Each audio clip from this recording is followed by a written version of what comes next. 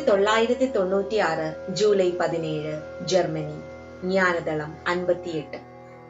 എന്നെ ബഹുമാനിക്കുന്നത് പോലെ എല്ലാവരെയും ബഹുമാനിക്കുക.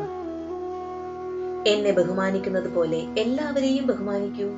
എന്നാൽ എന്നിൽ നിന്ന് പ്രതീക്ഷിക്കുന്നത് എല്ലാവരിൽ നിന്നും പ്രതീക്ഷിക്കരുത്.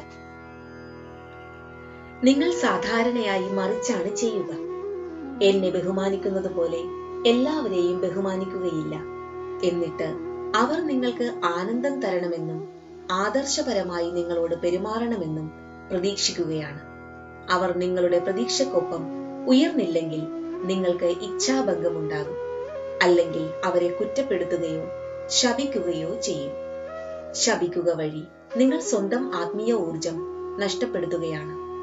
അനുഗ്രഹിക്കാൻ സാധിക്കുമ്പോൾ നിങ്ങളുടെ ഊർജവും ഉയരും. ലോകം മുഴുവൻ വ്യത്യസ്തതകളാണ്. തർക്കങ്ങൾ അനിവാര്യമാണ്. സഹനശക്തി, ക്ഷമ, ജ്ഞാനം ഇവയിലൂടെ നൈപുണ്യത്തോടെ ഉയരാനുള്ള വഴിയൊരുക്കൂ.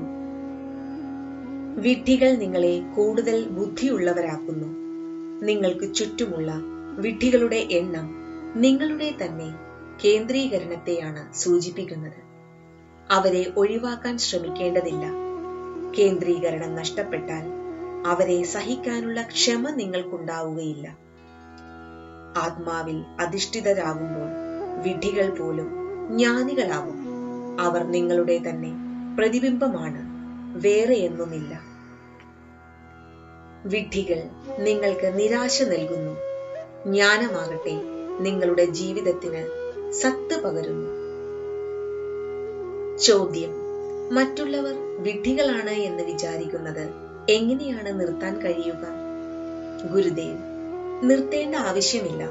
ഈ മുഴുവൻ ലോകത്തിലെ എല്ലാവരെയും നിങ്ങൾക്ക് വിഡ്ഢികളായി കാണാം. അങ്ങനെ ചെയ്താൽ വിഡ്ഢികളോട് നിങ്ങൾക്ക് അടുപ്പമുണ്ടാവുകയില്ല.